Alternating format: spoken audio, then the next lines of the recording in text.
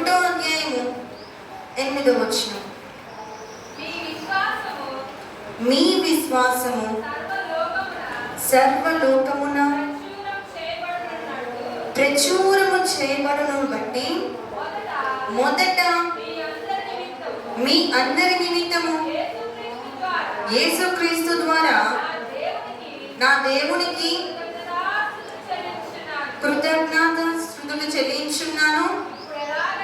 ఇప్పుడు ఎలాగైనను ఆటంకము లేకుండా మీ వద్దకు వచ్చుటకు దేవుని చిత్తము వలన నాకు వీలు కలుగునేమో అని నా ప్రార్థనల యందు ఎల్లప్పుడూ ఆయన బ్రతిమలాడుకొనుచు మిమ్మును గూర్చి ఎడతెడక జ్ఞాపకము చేసుకొంచున్నాను. ఇందుకు ఆయన కుమారుని సువార్త విషయమై నేను నా ఆత్మయందు సేవించుచున్న దేవుడే నాకు సాక్షి. ఎక్కడ వరకు కళ్ళు మూసుకున్నట్లయితే చిన్న ప్రార్థన చేసుకుందాం. స్తోత్రములు నాయన, మహాపరిశుద్ధుడు అయిన ప్రేమగల తండ్రి, నీ గొప్ప కృపతో ఈరోజు వాక్యం ద్వారా సూటిగా తేటగా మీరందరూ మాతో మాట్లాడండి అయ్యా. నిలబడి నాతో, కూర్చున్న బిడ్డలతో, మైక్ సర్దున్న అందరితో నువ్వు మాట్లాడండి అయ్యా. లైవ్ లో చూస్తున్న ప్రతి ఒక్కరితో మాట్లాడండి. నీ వాక్యానుసార జీవితం మాకు దయచేయమని ప్రార్థిస్తూ ఏసీ అతి పరిశుద్ధులను ప్రార్థించి అడిగి వేడుకుంటున్నాం మా పరమ తండ్రి, ఆమేన్. మళ్ళీ ఒక్కసారి చదువుకుందామండి. మీ విశ్వాసము సర్వలోకమున ప్రచురము చేయబడుచుండును బట్టి మొదట మీ అందరి నిమిత్తము యేసుక్రీస్తు ద్వారా నా దేవునికి కృతజ్ఞతాస్తుతులు చెల్లించున్నాను. ఇప్పుడు ఎలాగైనా ఆటంకము లేకుండా మీ యొద్దకు వచ్చుటకు దేవుని చిత్తము వలన నాకు వీలు కలుగునేమో అని నా ప్రార్థనల యందు ఎల్లప్పుడూ ఆయన బ్రతిమలాడుకొనుచు మిమ్మును గూర్చి ఎడతెగక జ్ఞాపకం చేసుకొనుచున్నాను. ఇందుకు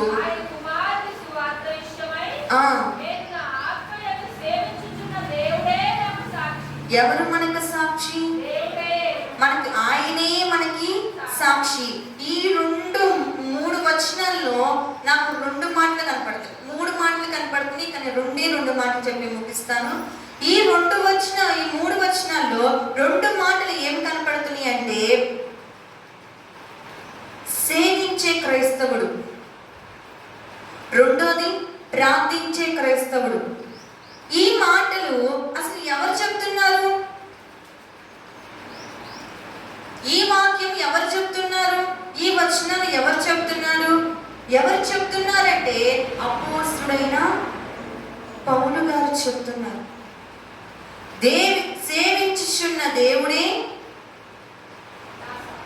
నాకు సాక్షి. ఆయనకి మనం ఎలా ఉండాలి? మనం ఎలా ఉండాలి? మన విశ్వాసము ఈ లోకమంతా ప్రచురము నిమిత్తము మనం ఎలా ఉండాలి? కృతజ్ఞతాస్తుతులు చెల్లించే వారిలాగా ఉండాలి. ఎలా ఉండాలి? కృతజ్ఞతాస్తుతులు చెల్లించే వారిలాగా ఉండాలి. ఎందుకు దేవుని స్తుతించే వారిలాగా ఉండాలి? మనము దేవుణ్ణి స్తుతించేలాగా ఎందుకు ఉండాలి? ఎందుకు ఆయన స్తుతించే వారిలాగా ఉండాలంటే మన విశ్వాసము, మన కార్యము, మనం చేసేది, మనం ఆయన పైన పెట్టుకున్న నమ్మకము ఈ లోకమంతా దేవుడు ఏం చేస్తున్నారు? ప్రచురము చేస్తున్నారు, ప్రకటిస్తున్నారు. అందుకని మనం కృతజ్ఞతాస్తుతులు చెల్లించే వాళ్ళగా ఉండాలి. ఆయన మన జీవితంలో చేసిన కార్యాలు, ఆయన మన జీవితంలో చేయబోతున్న కార్యాల కొరకు మనం కృతజ్ఞతాస్తుతులు చెల్లించే వాళ్ళగా ఉండాలి. కొంతమంది ఏం చేస్తారంటే చేసిన కార్యాలు మర్చిపోయి, జరగబోయే కార్యాలు మర్చిపోయి మాకేమీ జరగలేదని స్తుతించడం అనుకుంటారు. దేవుడు నీ జీవితంలో మొదటగా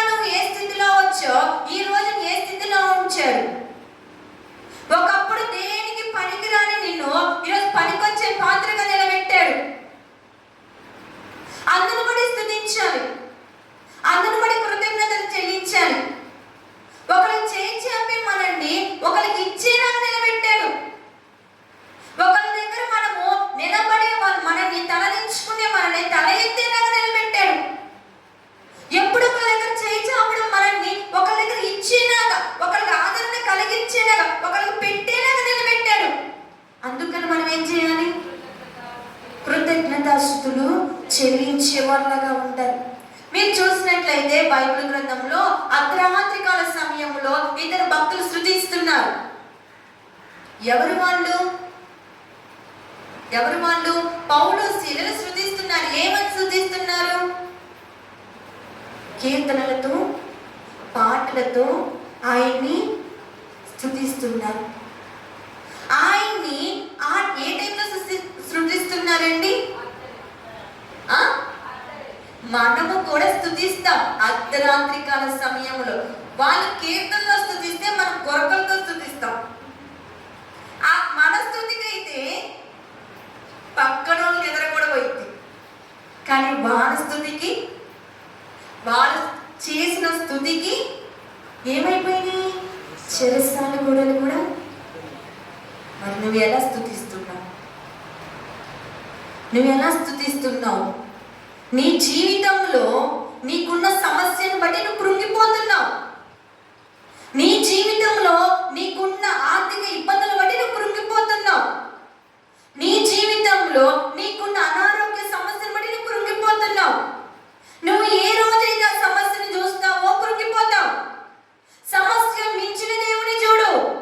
ఆయన నీ జీవితంలో చేయబోతున్న కార్యాలను చూడు. నువ్వు ఎప్పుడైతే ఆయన చూసి స్తుతిస్తావో, వాళ్ళు స్తుతిస్తే చెరసాల గోడలు బద్దలైపోయి, నువ్వు స్తుతిస్తే నీకున్న సమస్యలు బద్దలైపోతాయి. ఈరోజు నువ్వు స్తుతిస్తావా? ఇంతవరకు ఇన్ని సంవత్సరాల నుంచి ప్రార్థన చేస్తున్నావు, స్తుతిస్తున్నావు, పక్కన పెట్టేసి నీ స్తుతి ఎలా ఉండాలంటే నీ స్థితిని మార్చేలాగా ఉండాలి. నీ స్తుతి ఎలా ఉండాలంటే నీ పరిస్థితిని మార్చేలాగా ఉండాలి. నీ స్తుతి ఎలా ఉండాలంటే తల కిందలో వాళ్ళ సమస్య కూడా మార వ్యక్తిని కూడా మార్చేలాగా ఉండాలి. 7 రోజులు స్తుతించారు. ఎవరు? ఇశ్రాయేలు ప్రజలు 7 రోజులు స్తుతించారు. అసలు 7 రోజులు స్తుతించాల్సిన అవసరం ఎందుకు వచ్చిందంటే, వాళ్ళు ఎందుకు స్తుతించారంటే, ఐగుప్తు దేశంలో నుండి ఆ ఇశ్రాయేలు ప్రజలు ముందుగా నడుచుకుంటూ వచ్చారు. నడుచుకుంటూ రాగానే వాళ్ళకి ఏం కనపడింది? స్టార్టింగ్ ఎర్ర సముద్రం కనపడింది. సరే, ఎర్ర సముద్రం దేవుడు ఎట్లా కొట్ట దాటించాడు. మరలా ముందుకు వచ్చారు. మరలా ఏం కనపడింది? యోర్దాను నది. అది దాటుకుని వచ్చింది. తర్వాత ఎరుకో. ఏం కనపడ్డాయి? ఎరుకో. వాళ్ళు చూస్తే ఎంత ఉన్నారు, అవి చూస్తే అంత ఉన్నాయి. మేము ఎట్లా దాటాలి? కొడదామా? సుత్తి పెట్టి పురాతన కాలమైన కట్టిన గోడలండి. అవి ఎందుకు పగిలిపోతాయి? క్రెయిన్ పెట్టి ఎట్లా కూడా చేద్దామా? క్రెయిన్లు కూడా పగిలిపోతాయి అన్నమాట ఆ గోడలకి. ఏం చేయాలి? దేవుడు చెప్తున్నాడు. ఏమని? మీరు 7 రోజులు మొత్తం గోడ చుట్టూ తిరుగుతూ స్తుతిస్తూ తిరిగాడు. 7వ రోజు 7 మార్లు స్తుతిస్తూ తిరిగాడు. మనం ఏం చేస్తాం? సమస్యలు ముందు పెట్టుకొని, రోగం ముందు పెట్టుకొని హాస్పిటల్కి వెళ్ళొద్దు అంటున్నారు. ఓన్లీ ప్రార్థన చేయమంటున్నారు. మనం ఏం చేస్తామండి? చెప్పాలి తొందరగా.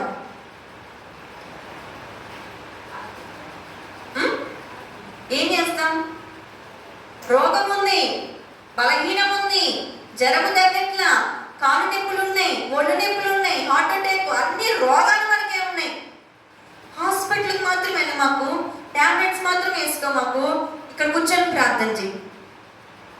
మనం ఏం చేస్తాం?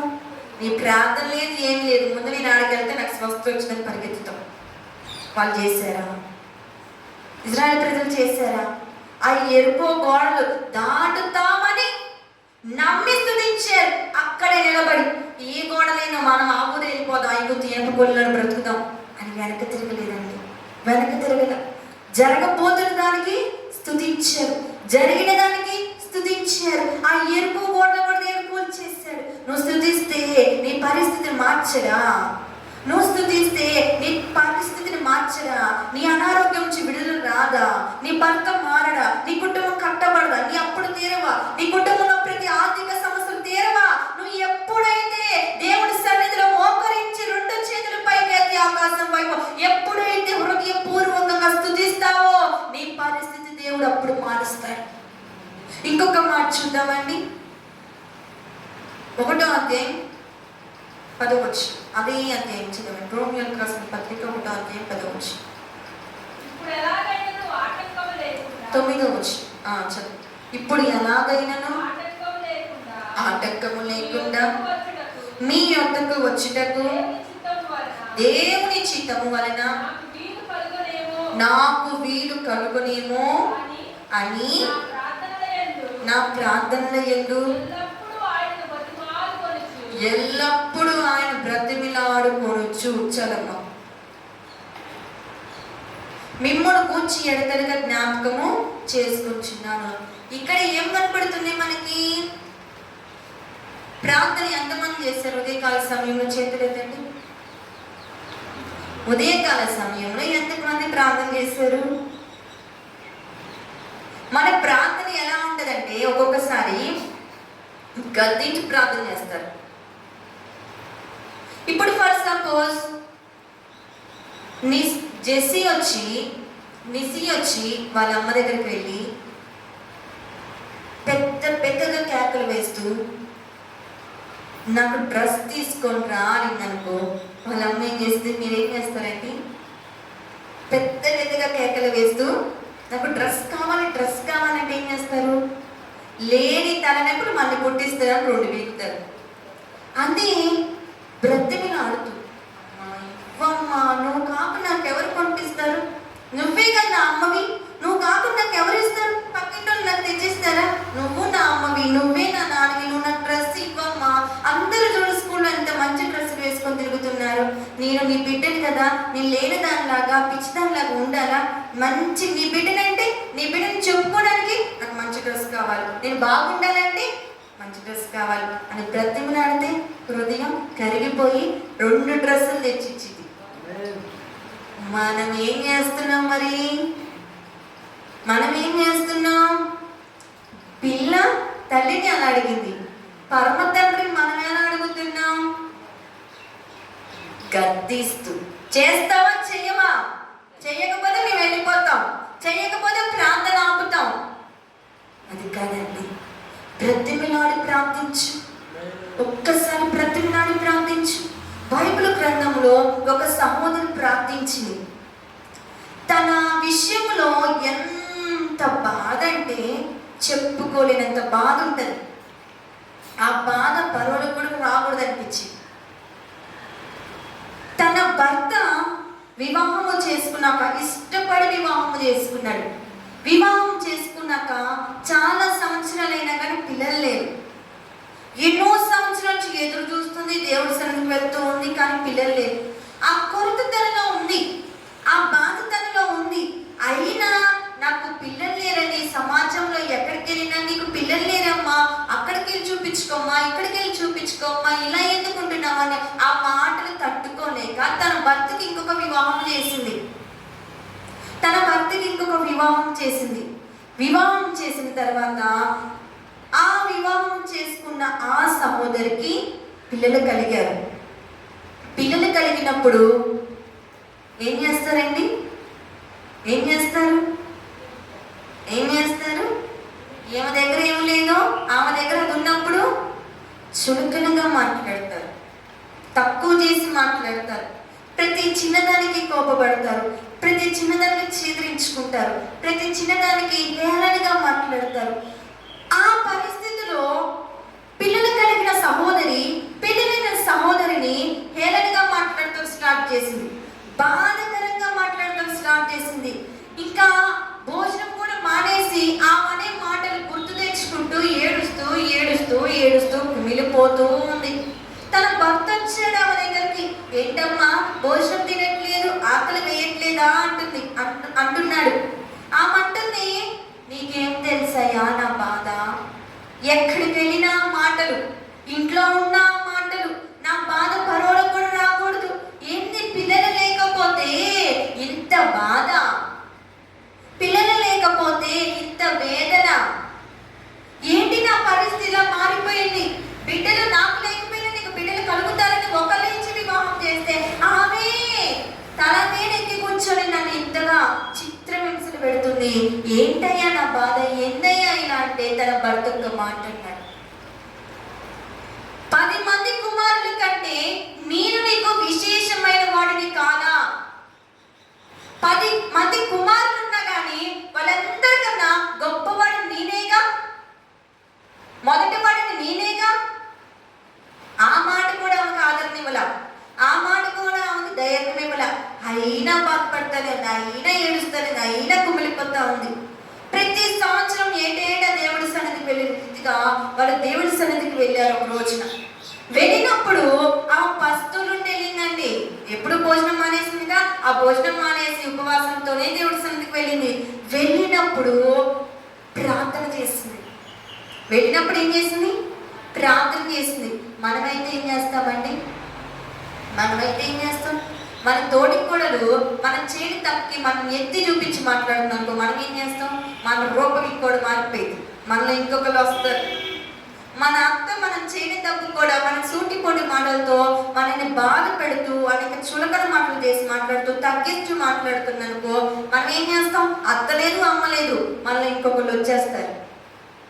కానీ ఆ సహోదరి తన చెల్లి ఆ మాటలు అంటున్నా, తనకు విపరీతమైన కోపం తెప్పిస్తున్నా, చులకనగా మాట్లాడుతున్నా, చీదరించుకుంటున్నా, కానీ పారెత్తి ఒక మాట అన్నా, ఒక్క మాట తనని.